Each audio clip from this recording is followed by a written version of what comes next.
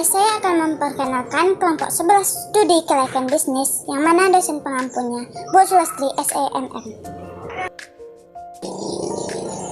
Di dalam anggota tersebut, Didi Supriyadi sebagai ketua,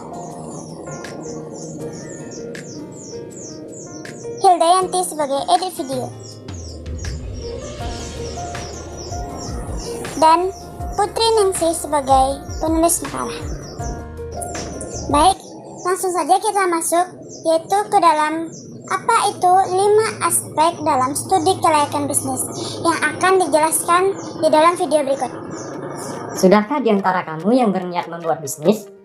Ingat, punya ide saja nggak cukup. Banyak aspek kelayakan bisnis yang harus dipelajari. Terus, apa saja kelayakannya? Nih, aku akan membagikan 5 aspek kelayakan bisnis. Pertama, aspek hukum dan legalitas.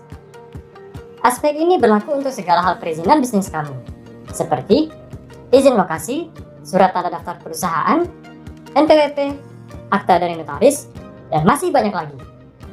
Kedua, aspek ekonomi dan budaya. Apakah bisnis yang akan kamu jalani punya efek untuk orang lain? Dalam aspek ini, kamu harus bisa menganalisa dampak yang diakibatkan oleh perusahaan pada lingkungan sekitar. Yang ketiga, aspek pasar dan pemasaran. Dalam membangun bisnis, kamu juga harus memperhatikan potensi pasar, jumlah konsumen, daya beli, sampai persaingan yang ada di industri kamu jalankan. Keempat, aspek manajemen. Bisnis nggak akan berjalan kalau tidak diawasi. Aspek manajemen ini sangat penting dalam berjalannya operasional perusahaan, sumber daya, hingga finansial perusahaan. Terakhir, aspek keuangan. Tidak ada uang, bisnis tidak jalan. Perlu diingat agar bisnis kamu tetap berjalan sesuai harapan adalah perencanaan keuangan bisnis yang matang ya. Oke, dari 5 aspek tadi, ternyata ada manfaat yang besar kalau giat dilakukan. Manfaat yang pertama, memperkecil risiko kerugian. Ibaratnya, sedia payung sebelum hujan. Peribahasa ini cocok oleh pebisnis guna menghindari hal-hal yang tidak diinginkan di dalam perusahaan. Manfaat kedua, mempermudah perencanaan bisnis. Dari aspek yang sudah disebutkan, tentunya dengan perencanaan bisnis yang maksimal akan mempermudah, mempercepat, hingga memberikan keuntungan bagi perusahaan. Manfaat ketiga, melancarkan pelaksanaan bisnis. Jika semua aspek kelayakan bisnis bisa kamu eksekusi dengan baik, maka pelaksanaan bisnis kamu akan lebih mudah dan akurat dalam mengevaluasi bisnis. Studi kelayakan bisnis ini penting banget dilakukan ketika mendirikan perusahaan, supaya pebisnis terhindar dari banyak kemungkinan buruk yang melanda perusahaan.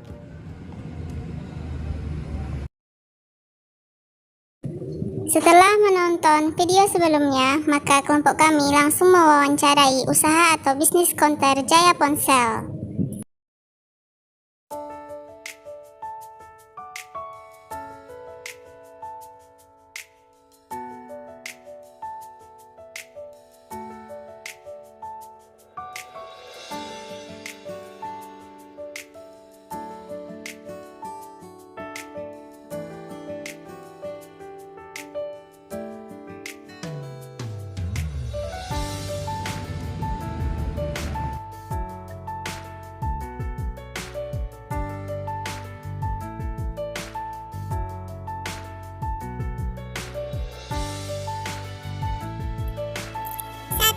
Gambaran umum konter.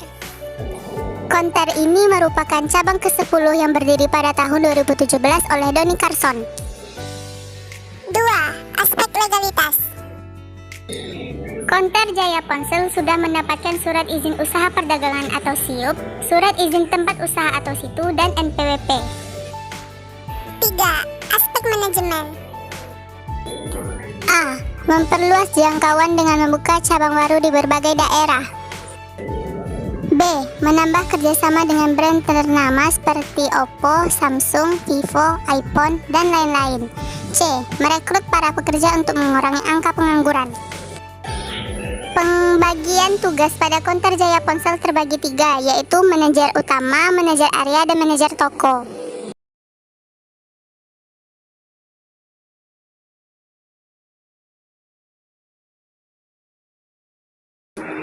A. Melakukan promosi terhadap target pasar. B.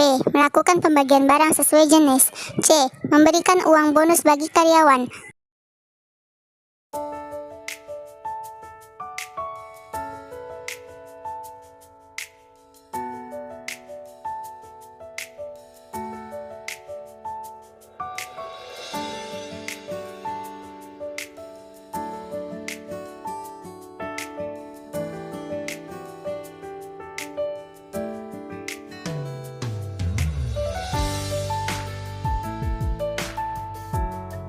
A. Memeriksa stok barang. B. Memantau karyawan. C. Mencegah terjadinya kecurangan.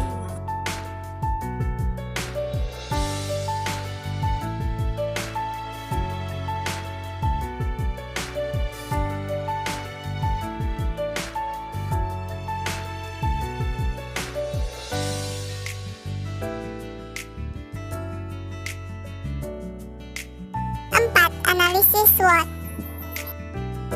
1. Kekuatan. Memiliki berbagai brand ternama dan brand baik lokal maupun luar negeri, dan harga yang ditawarkan mudah dijangkau oleh masyarakat luas. 2. Kelemahan. Sarana dan prasarana masih tergolong sederhana. Banyaknya pesaing karena bisnis ini cukup mudah untuk dijalankan. 3. Peluang. Dapat mengikuti perkembangan zaman, dan keuntungan bisa diambil dari proses pendirian usaha yang cukup mudah. 4. Risiko. Jaringan yang dapat memburuk sewaktu-waktu dan menurunnya daya beli masyarakat akibat cuaca buruk. 5. Pengelolaan SDM. Jaya Ponsel dalam merekrut karyawan melakukan pelatihan selama 3 bulan sebelum diterima menjadi karyawan. 6. Aspek keuangan. Dalam satu hari, konter Jaya Ponsel pendapatannya mencapai 40 juta rupiah, dan sedangkan dalam satu bulan mencapai 1,2 miliar rupiah. 7. Teknologi informasi. Konter Jaya Ponsel menggunakan handphone sebagai media pemasaran, kemudian papan iklan, dan radio. 8. Aspek teknis. A. Lokasi usaha yang strategis. B. Lingkungan bisnis yang mendukung. 9. Aspek sosial dan lingkungan. Aspek sosial yaitu kepuasan konsumen, adanya lapangan pekerjaan, kebutuhan masyarakat terpenuhi. Kemudian aspek lingkungannya yaitu bisnis ini hanya menjual produk dan tidak memiliki dampak negatif terhadap lingkungan sekitar. Kesimpulan dan saran. Dari hasil analisis yang dilakukan pada konter Jaya Ponsel, yang dapat kami simpulkan adalah 1. Masyarakat Kota Pariaman, khususnya di Simpang Tabui, memiliki pemikiran terhadap barang-barang aksesoris HP yang dapat digunakan untuk koleksi dengan kualitas yang baik dan harga yang terjangkau. 2. Mengingat persaingan dengan usaha yang sejenis masih relatif rendah, khususnya di daerah Simpang Tabui, karena sebagian besar toko-toko aksesoris HP berpusat di daerah Padang. 3. Pemasaran yang direncanakan oleh toko HP telah sesuai dengan situasi dan kondisi masyarakat di daerah Simpang Tabui. Selain itu, toko ini dilengkapi dengan fasilitas pemasaran lewat internet, sehingga memudahkan bagi pelanggan atau calon pelanggan untuk membeli produk sesuai dengan selera pelanggan. 4. Jika memiliki latar belakang keuangan dan pemasaran yang kuat, serta didukung oleh administrasi dan SDM yang berkualitas, pihak manajemen akan dapat menjalankan usaha ini sebagaimana mestinya.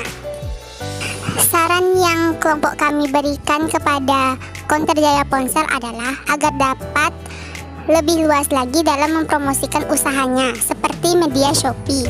Jadi, bisnis konter ini dapat dikatakan layak untuk dijalankan berdasarkan hasil analisis studi kelayakan bisnis.